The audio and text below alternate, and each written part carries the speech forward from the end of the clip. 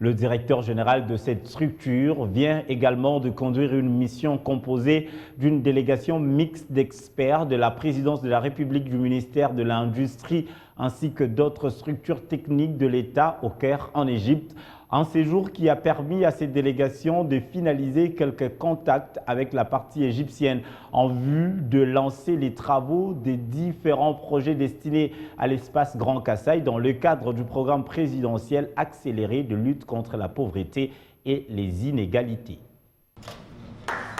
Ces signatures marquent l'aboutissement d'un long processus de négociation entre le FPI et les entreprises égyptiennes, pressenties pour l'exécution des travaux d'ingénierie dans l'espace Grand Kasaï. 3 semaines durant, les discussions entre le Fonds de promotion de l'industrie et les entreprises égyptiennes, identifiées pour réaliser les travaux d'infrastructure dans le Grand Kasaï, notamment Samkret et Hassan, ont abouti à la signature des procès-verbaux de négociation de financement de 4 projets. Celui de construction d'une centrale phytovoltaïque à Chikpuka, celui de la construction d'un pont sur la rivière Loubiandomba, la construction du tronçon de route Mbujimaï-Kananga et le projet de construction de route Ndomba RN1. Cette procédure des négociations a connu la participation du consortium égyptien, africain et arabe et du bureau d'études kosovar de Grand International Group.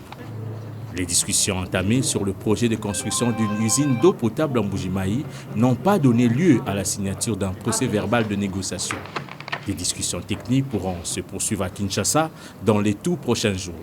Et aujourd'hui, on vient de faire un pas de géant dans la direction de l'accomplissement de notre volonté commune, de la volonté commune de nos chefs d'État qui veulent développer une coopération à la fois fraternelle, sud-sud, mais en même temps win-win.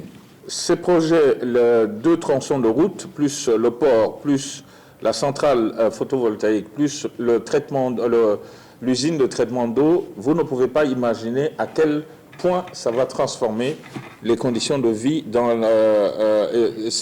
essentiellement dans la province du Kasaï oriental et particulièrement en Mbujimaï. Le programme que nous sommes en train de lancer, il ne va pas se limiter qu'à la province du Kasaï oriental ou dans le Grand Kasaï, comme on dit, mais ça va concerner plusieurs autres provinces. La volonté du chef de l'État, c'est que ces projets se réalisent sur toute l'étendue du pays. Dans le cadre de l'identification d'opportunités d'investissement, la mission a rencontré quelques entreprises égyptiennes, notamment Wadi Group, entreprise championne dans l'industrie avicole et de la production d'huile d'olive, et Tako Arabia, qui évolue dans l'énergie électrique. La prochaine étape, c'est la conformité avec les procédures de passation des marchés au respect des lois de la République démocratique du Congo. Le Fonds de promotion de l'industrie attend l'obtention de la non-objection des projets négociés au Caire en Égypte afin de procéder à la signature des contrats liés aux aspects de contrôle et de la surveillance des travaux. Ceci pour permettre les transactions financières avec les entreprises égyptiennes pour l'exécution des travaux.